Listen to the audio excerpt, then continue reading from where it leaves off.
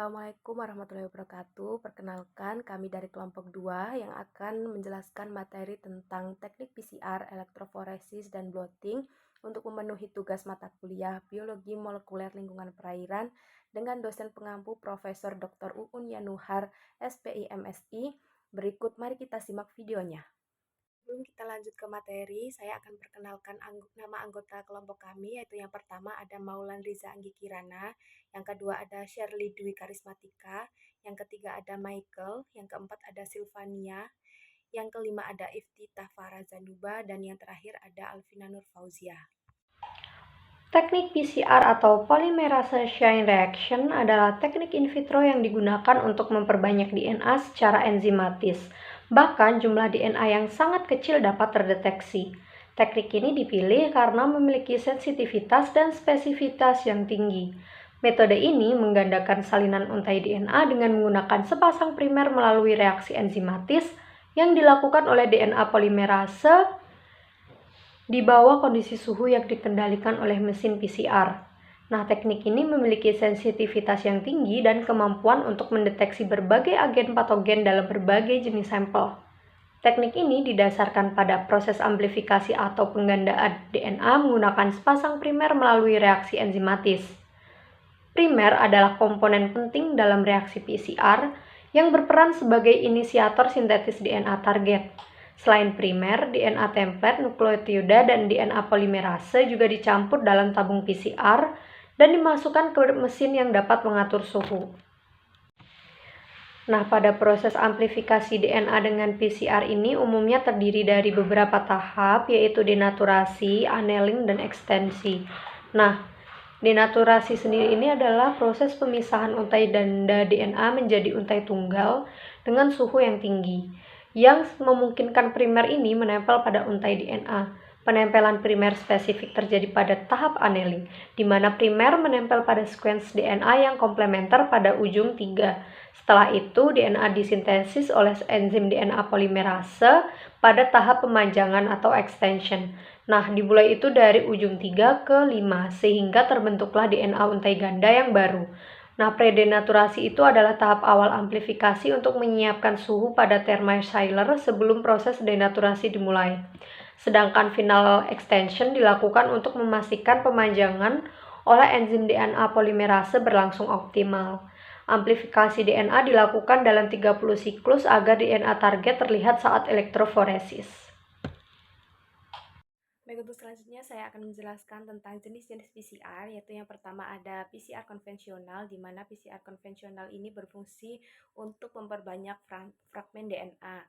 Yang kedua ada real-time PCR atau qPCR, di mana qRPCR ini berfungsi untuk mengukur jumlah DNA dalam sampel secara real time.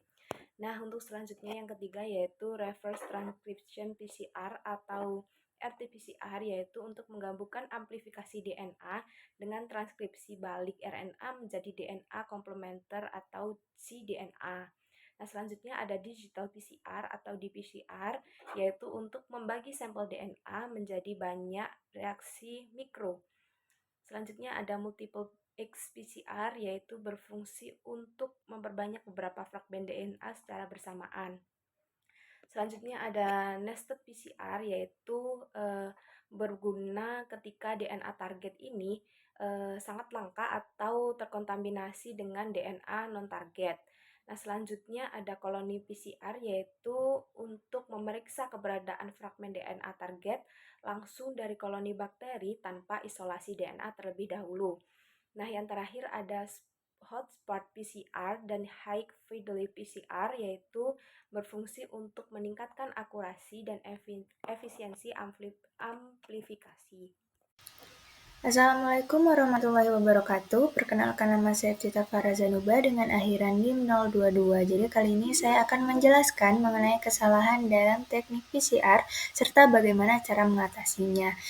Jadi teknik PCR ini merupakan metode yang sangat sensitif dan efisien untuk mengamplifikasi fragmen DNA tertentu.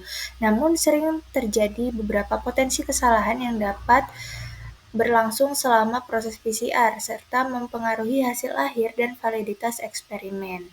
Adapun kesalahan dalam teknik PCR yang pertama yakni kontaminasi pada DNA. Jadi, kontaminasi merupakan salah satu masalah paling umum dalam PCR yang dapat menyebabkan amplifikasi non-spesifik atau bahkan hasil positif palsu. Sumber kontaminasi ini dapat berasal dari lingkungan seperti aerosol yang mengandung DNA dari sampel lain atau dari reagen yang terkontaminasi. Kontaminasi juga dapat terjadi karena kesalahan manusia seperti penggunaan alat laboratorium yang tidak steril atau pencampuran sampel secara tidak sengaja. Kemudian kesalahan yang selanjutnya yakni suhu yang tidak optimal.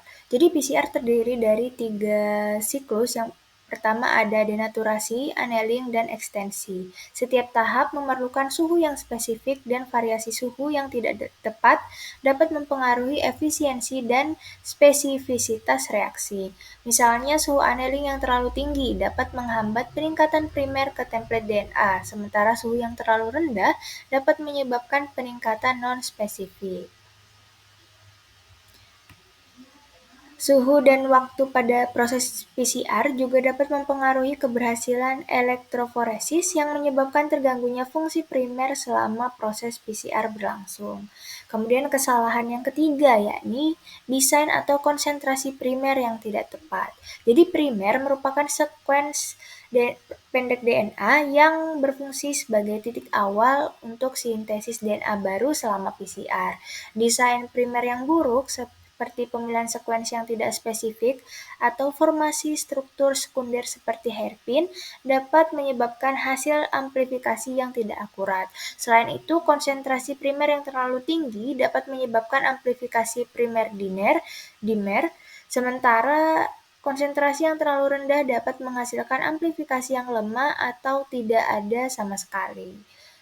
Dan kesalahan yang keempat yakni penggunaan siklus PCR yang berlebihan.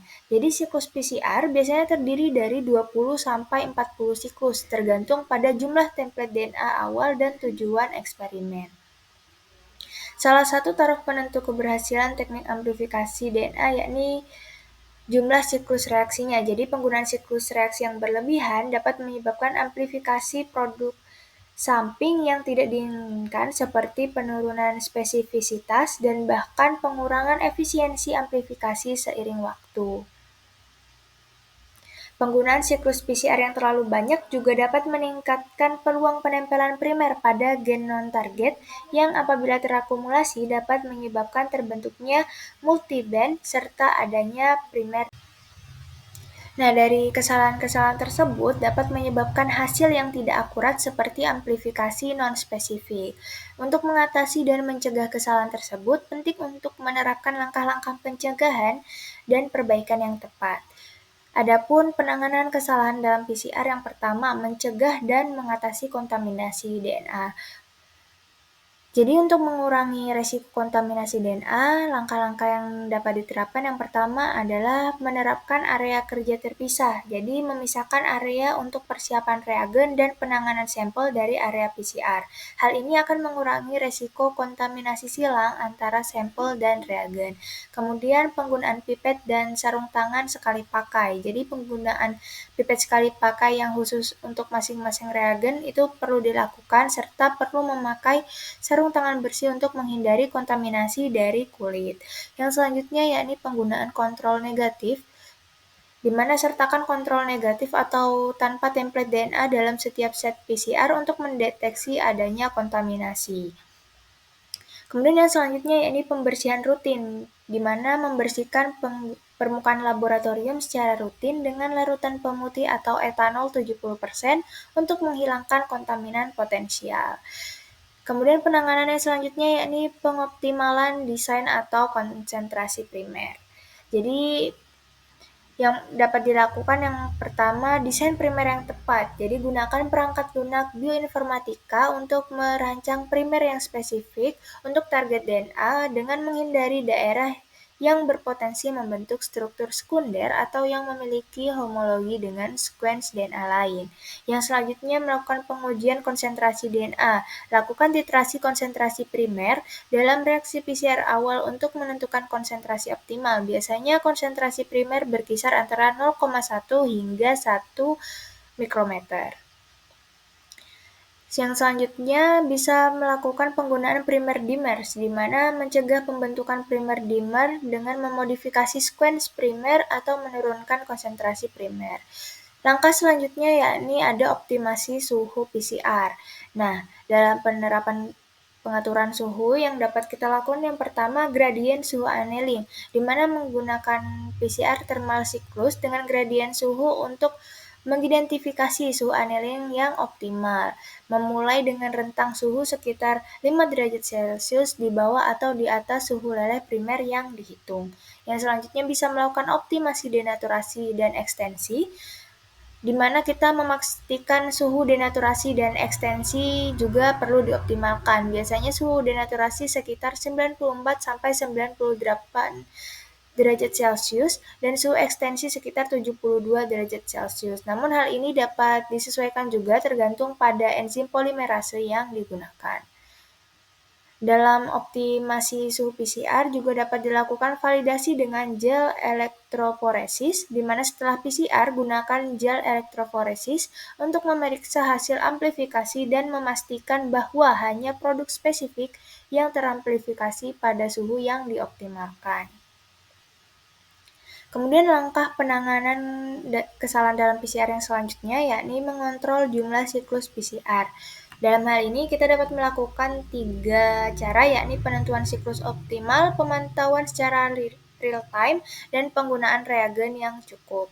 Jadi yang pertama penentuan siklus optimal, lakukan PCR dengan berbagai jumlah siklus misalnya 20, 25, 30 ataupun seterusnya untuk menentukan jumlah siklus optimal yang menghasilkan amplifikasi maksimal tanpa over amplification. Yang selanjutnya ada pemantauan real time, di mana jika tersedia gunakan PCR real time untuk memantau amplifikasi secara langsung, yang memungkinkan penentuan waktu penghentian amplifikasi secara tepat. Dan yang terakhir ada penggunaan reagen yang cukup, di mana pastikan konsentrasi reagen PCR seperti DNTPS dan enzim polimerase cukup untuk mendukung jumlah siklus yang dibutuhkan sehingga menghindari pengurangan efisiensi amplifikasi pada siklus-siklus akhir.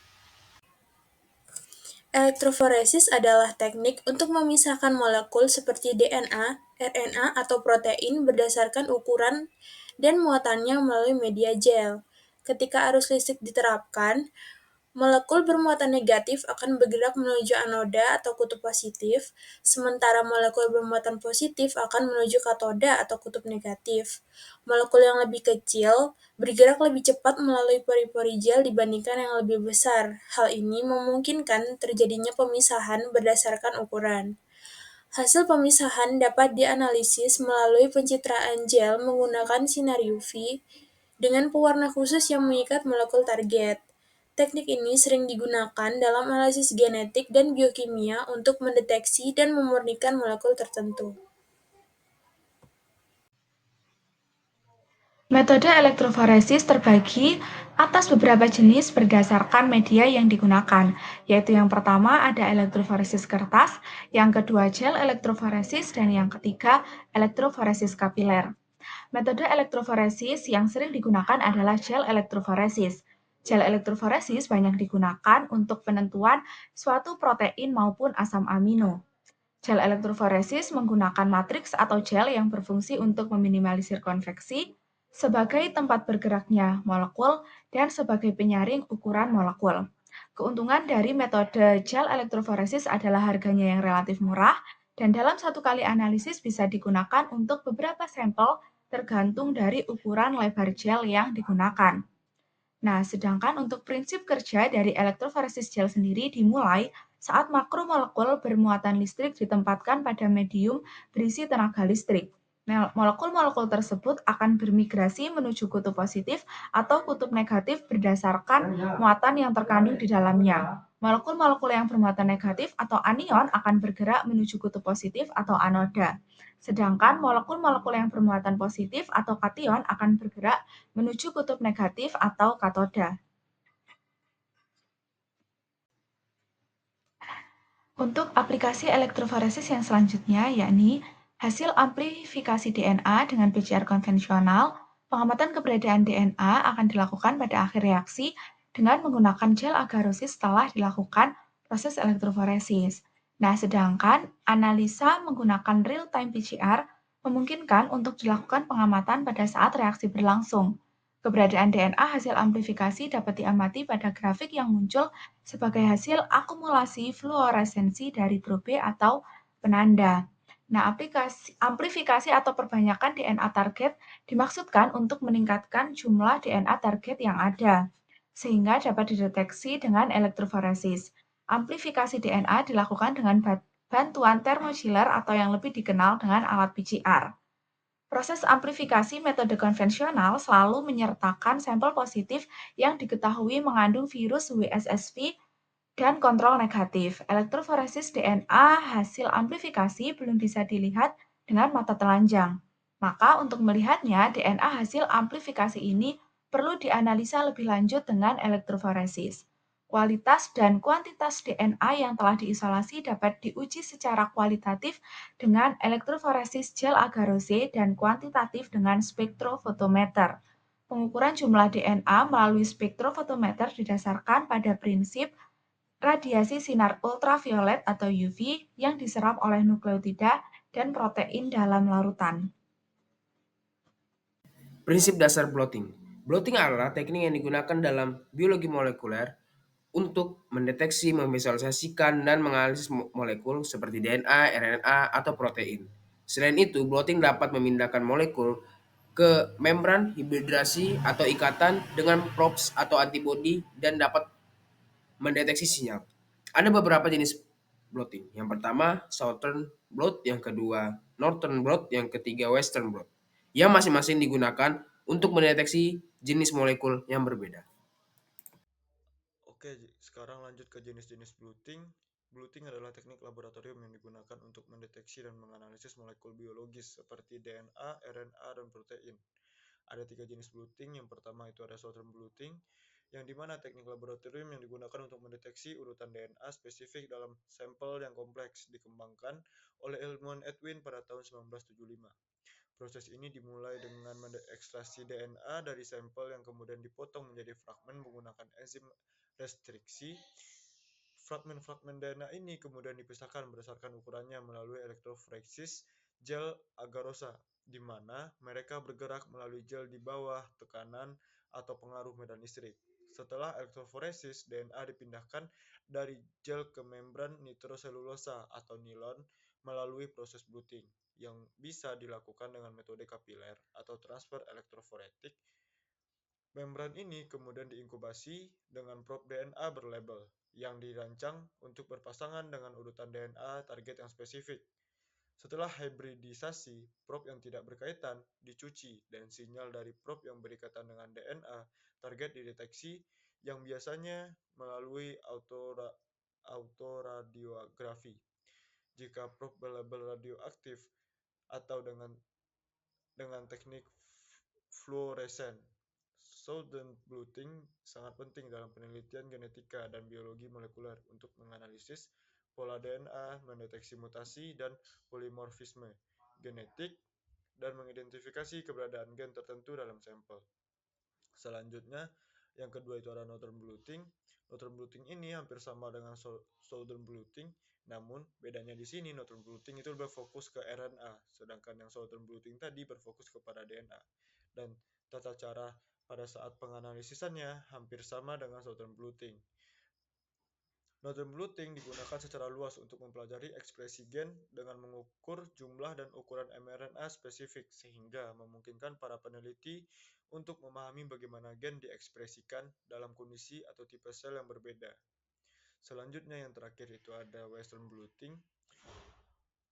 Western blotting juga dikenal sebagai immunoblotting, yang dimana teknik laboratorium yang digunakan untuk mendeteksi dan menganalisis protein spesifik dalam sampel.